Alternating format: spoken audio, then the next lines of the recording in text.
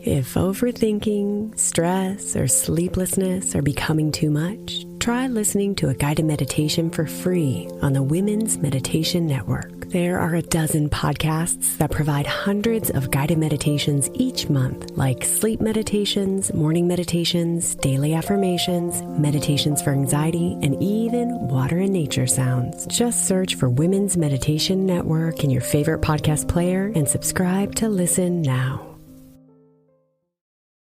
This is Optimal Relationships Daily, episode 1691, Making Friends in Retirement and Before, by Kathleen Coxwell of NewRetirement.com.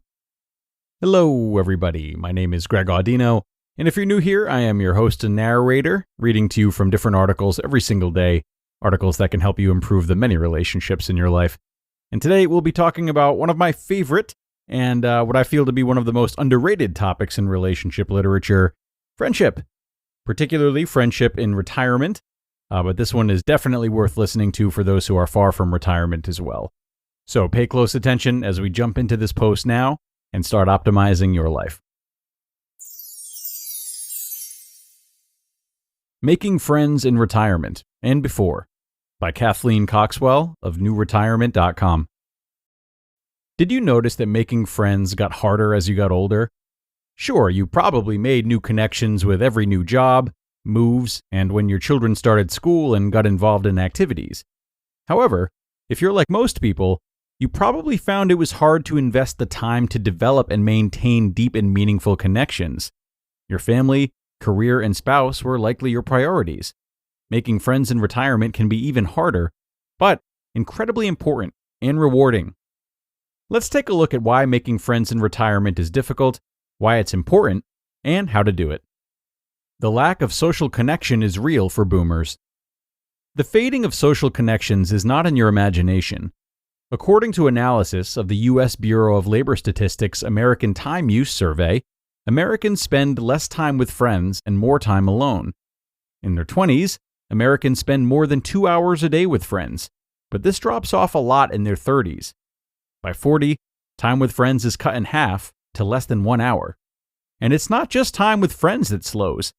As you age, you're likely to be spending more and more time alone, not with friends, family, or coworkers. In their 30s, the time Americans spend alone starts to skyrocket, starting at around 4 hours a day and ending with an average of 8 hours alone in their 80s. Loneliness is no fun, and it's not good for your health. Researchers have found mounting evidence linking loneliness to physical illness and to functional and cognitive decline. In fact, the dangers of loneliness are on par with obesity, light smoking, and anxiety. Numerous studies have found that feeling lonely or being socially isolated increases your risk by 29% for heart disease and 32% for stroke. Yes, you heard that correctly. Being overweight or smoking is actually healthier than being lonely. Additional research links loneliness to cognitive decline and poor immune system function. It's even been linked to an increased chance of diabetes, sleep disorders, high blood pressure, and Alzheimer's disease. So, how do you make friends in retirement?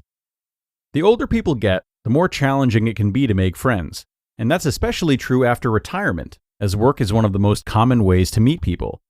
Research from the Stanford Center on Longevity shows of all the age groups, baby boomers show the most signs of disengaging from traditional modes of social relationships, said Laura Carstensen, founding director of the center and a psychology professor at Stanford University.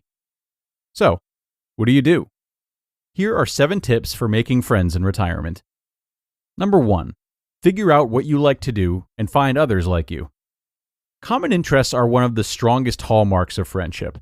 As such, if you're looking for friends in retirement, you'll want to find people who like what you like. Join a club.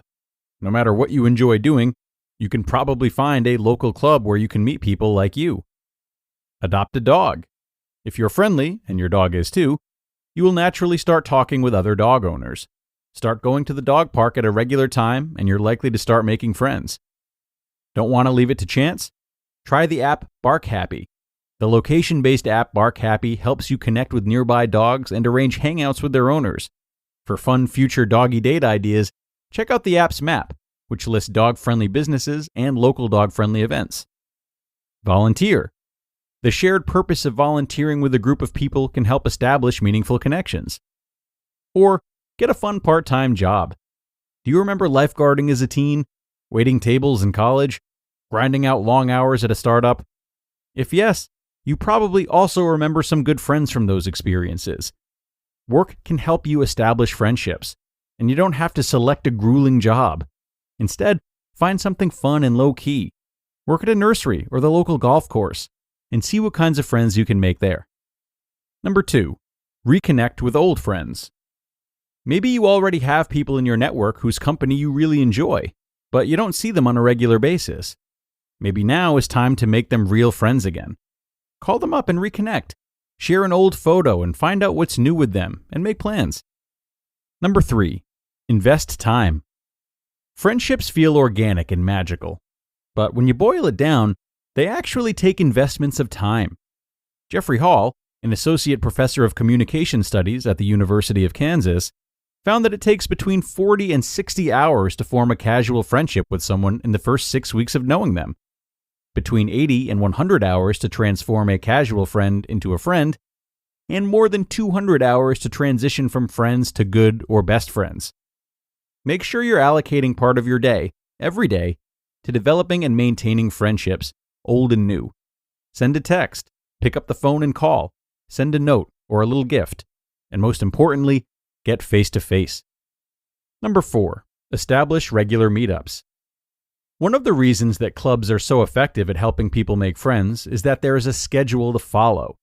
If you find someone you think you would enjoy spending time with, develop a regular schedule for seeing them. Tuesday hikes, Saturday coffees, every other week dinner parties, anything. Just make sure you meet regularly. Number 5, there's an app for that. Swipe right and left. While meeting friends in your regular life is possible, you might want to jump online. Did you know that there are numerous apps designed to help you establish platonic social connections, not just romantic ones? In the language of online dating, you swipe left if you want to pass on a potential match, or right if you want to connect.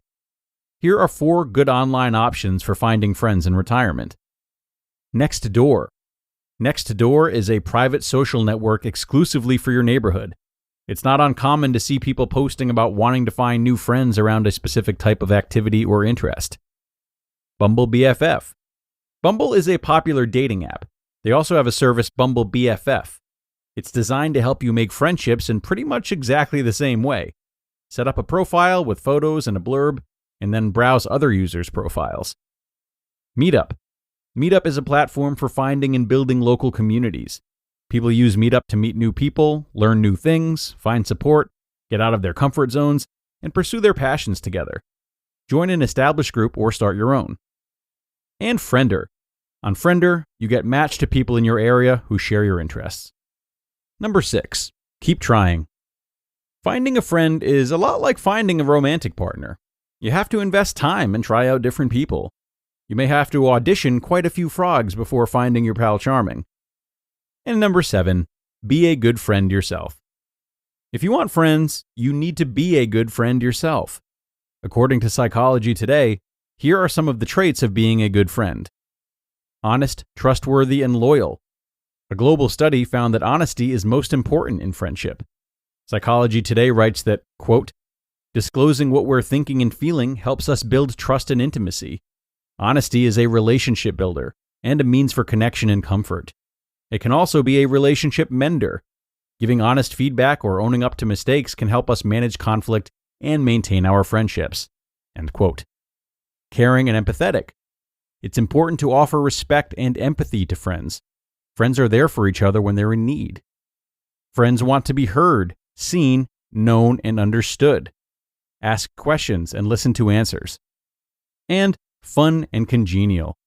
You're not always going to be happy, but if you want to be a good friend, you have to sometimes be fun to be around. Have a sense of humor, offer goodwill and cheer. You just listened to the post titled, Making Friends in Retirement and Before by Kathleen Coxwell of NewRetirement.com. As if the McCrispy couldn't get any better, Bacon and Ranch just entered the chat. The Bacon Ranch McCrispy, Available at participating McDonald's for a limited time. Ba-da-ba-ba-ba. This episode is brought to you by Shopify. That's the sound of another sale on Shopify. The moment a business dream becomes reality. Shopify is the commerce platform revolutionizing millions of businesses worldwide. They simplify selling online and in person and provide 24/7 support so you can focus on successfully growing your business.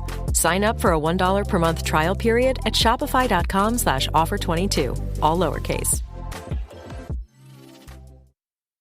And thanks so much to Kathleen for this post, full of many good ideas, and a special shout out to meetup.com, which, as she said, is an amazing place to meet like-minded people.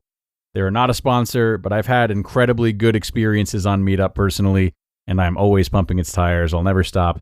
I recommend that to anyone, whether or not they're retired. But again, just an incredibly important article all around, and I think it's particularly valuable for retirees, not only because of the research that she cited that talks about how much more time alone we spend in retirement, but also because, in retirement, we might find it easier to stop building anything or stop working towards specific objectives. And that's not limited to just friendships. With work behind us, relaxation and stasis can feel like not just an enjoyable, but a worthy goal. But healthy personalities at all ages depend on constant pursuit, working towards something that pulls them forward, whether or not these objectives are even met. So if we're in a position in which that level of pursuit might be missing, as well as our time around people, that's two really critical components of life that, when gone, will only accelerate the aging process for the worse. So I really hope anyone and everyone was listening up today, and thanks again to Kathleen for sharing. That is going to do it for today, though, everybody. Once again, I appreciate you stopping in and making another episode possible. Have a marvelous rest of your day, and I'll see you tomorrow for a post from a brand new author. That's where your optimal life awaits.